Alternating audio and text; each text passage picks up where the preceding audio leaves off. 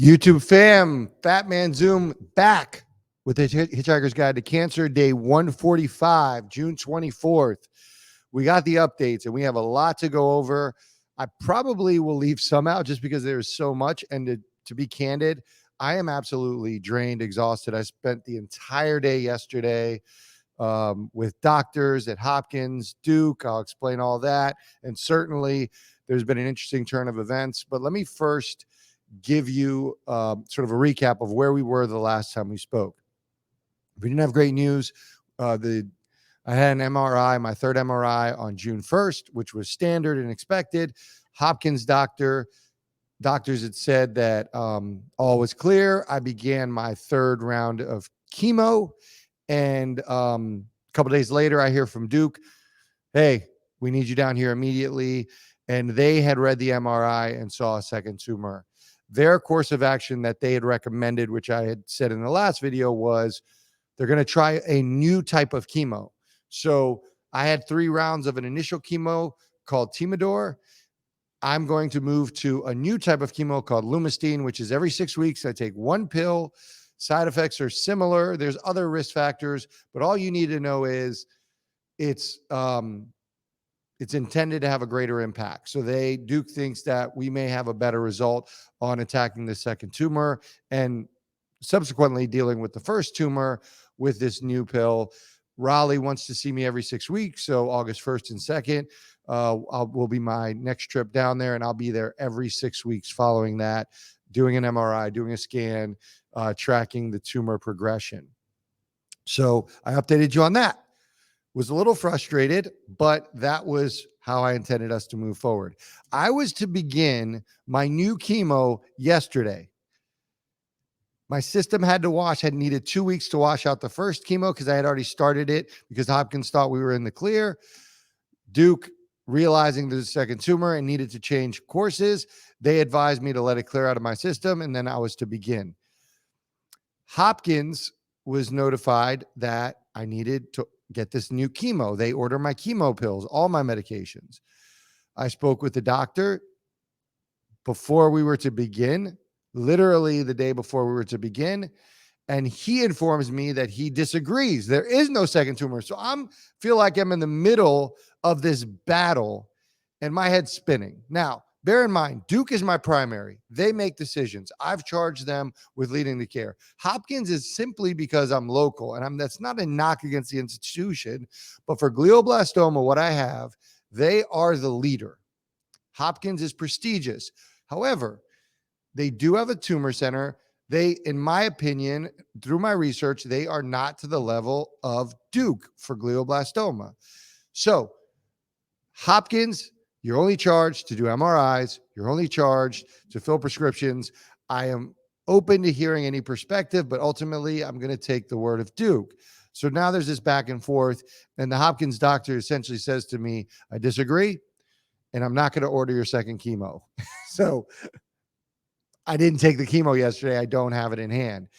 So this is where sort of the plot thickens. Now I'm kind of like stuck in between these two organizations, these two institutions, and I'm trying to figure out what is what. That was yesterday, full of calls. I had questions, and upon speaking with Hopkins first, the doctor informs me, I didn't see it. I followed up with your original doctors, surgeons at University of Maryland. University of Maryland is the initial hospital I landed in. I did not have a great experience with them and decided to move on. There was 3 doctors I had there. My doctor at Hopkins reviewed with them. I was pretty pissed at the time because, number one, I left the original institution. I was not happy with them.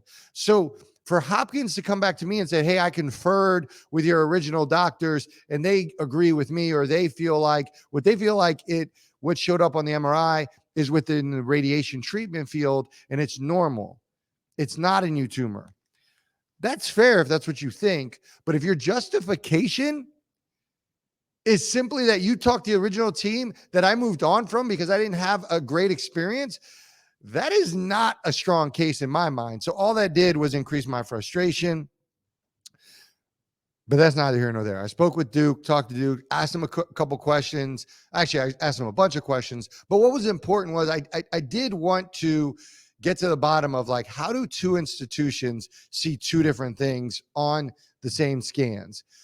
We discussed all of that. Essentially, Hopkins believed, they didn't discount that it could be a tumor, but they thought it also could possibly be this edema, this inflammation, this reaction to my radiation. So they weren't going to say outright it wasn't a second tumor, but they weren't going to say that it was. And so it was a little bit annoying, the situation that I was put in. And they didn't want to risk the factors, the side effects of the new chemo treatment. They essentially wanted me to continue the path forward. I got to a point with Duke where they explained the situation. There seemed to be a bit of a disconnect. And so I had a decision to make. And that decision was this. I spent a lot of time doing research. I spent a lot of time in thought and talking to people close to me and in making the decision. And I made the decision with Duke, and I will move forward with Duke. And so the decision I had to make was, what happens then with Hopkins if there's this doctor that's saying, I'm not going to prescribe the chemo? So I followed up with him, and I essentially said, will you or will you not order the Lumostine? I think he sensed sort of my position, and he agreed to order the Lumostine. He'll order the Lumostine, which should arrive early next week.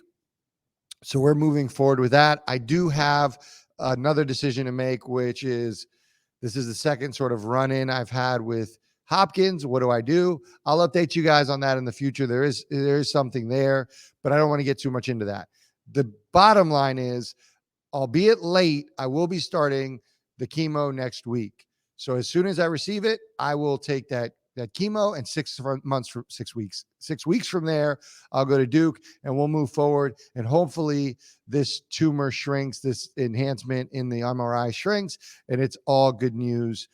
In the meantime, I have to now, with this new chemo, because of concerns around side effects, I was getting weekly blood work. I'll continue to get weekly blood work. I will also be getting a second type of blood work done. So every other week, it'll be a metabolic panel, which would be just a little bit more in depth. So it'll be that blood work. I have to do, it's called a PFT, a pulmonary function test, prior to taking my chemo, which will, I guess, test the strength of my lungs, lung capacity, and that'll establish a baseline where I will, every 6 weeks, have to repeat the pulmonary function test. So if anything, it's just annoying. If I'm being honest, the most frustrating part is every week getting poked and prodded, having to do blood work. I understand it's a part of the process. It is what it is. You do what you got to do. It does get a little old getting poked like that, getting blood work done, but it'll allow us to track this, stay on top of it, and notice if there's any issues as I move forward with that chemo. So with all that being said, we will begin the Lumostine. Hopefully I have news with you that it's begun next Friday in the video I do then. My hope is that the side effects are similar, if not minimal, given the new change. But all in all, we're moving forward with that, and I'll keep you guys apprised of that situation. I fully expect everybody writing frustrating comments and writing their perspective on this Hopkins versus Duke thing. To be quite honest, I'm trying to just block that out of my mind. It was frustrating, but again, I can't spend time worrying about that. There's other steps I need to take moving forward, and that's what I'm going to focus on. I'm not going to dwell on this disagreement. I do have a follow-up conversation with Duke to discuss sort of how this glioblastoma outlook plays out, and I'll give you guys that information as soon as I receive it. So we're 9 minutes and 30 seconds under the 10-minute cutoff. I appreciate you guys. I thank you all for the birthday wishes. 4-0 feels good, and I'll see you in the next video. Bye.